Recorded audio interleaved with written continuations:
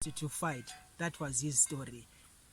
After his brother was abducted, he decided to seek answers for himself. And what did he do? He decided to join in activism and decided to look for answers for himself. His brother was abducted in 2015. Up to date, 5 years later, no story, no grave site or anything. All he wanted and all he was after was closure for him, closure for his family, closure for the wife to move on with her life. But no, that was not going to be. That was not going to be his story. That was not going to be his end. And today we have just about buried him.